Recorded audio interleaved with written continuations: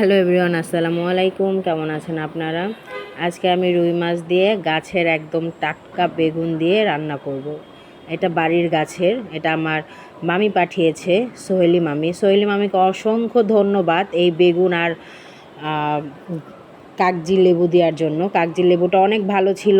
Thank you মামি, আমার ভিডিওটা আপনি দেখেন আমি জানি, তো আপনাকে অসংখ্য ধন্যবাদ যে এত সুন্দর বেগুন দিয়েছেন। আর খুবই মজা বেগুনগুলো, একদম ফ্রেশ বেগুন। তো আমি মাছগুলো ভেজে নিয়েছি, হলুদ মরিচ লবণ দিয়ে ভেজে নিয়েছি একটু কড়া করে।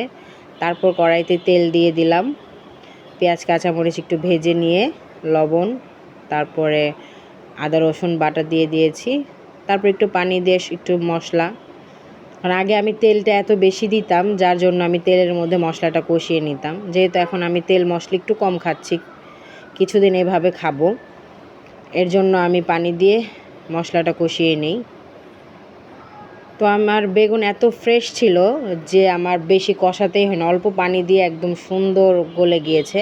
তো তারপর আমি ঝোল দিয়ে দিয়েছি। বলক এসে যাওয়ার পর আমি মাছগুলো দিয়ে দিলাম, এখন মাছগুলো হবে। এই তো মোটামুটি ঝোল আছে। বেগুনের তরকারি আমার কাছে খুবই মজা লাগে, আর একটু ঝোল ঝোল তো আরও বেশি মজা লাগে। তো আমার ভিডিওটা ভালো লাগলে অবশ্যই লাইক শেয়ার কমেন্ট সাবস্ক্রাইব করবেন, পাশে থাকবেন, আর বেশি বেশি আমার ভিডিও দেখবেন একটু ধৈর্য নিয়ে। এখন আমি খুব একটা বড় ভিডিও করছি না, শর্টকাট করে করে কেটে কেটে ভিডিও করছি। তো এই তো আমার রান্নার ফাইনাল লুক, আর খেতেও কিন্তু অনেক মজা হয়েছে।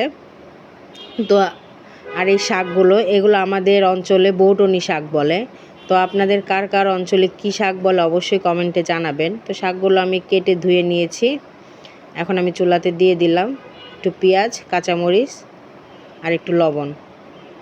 এটা দিয়ে আমি এখন ঢেকে দিব। এই তো আমার শাকটা সিদ্ধ হয়ে গিয়েছে, এখন আমি এটা একটু বাড়ি দিয়ে দিয়ে থেতো করে নিচ্ছি। আমাদের অঞ্চলে বৌটনি শাক বলে, নামটা অনেক সুন্দর তাই না?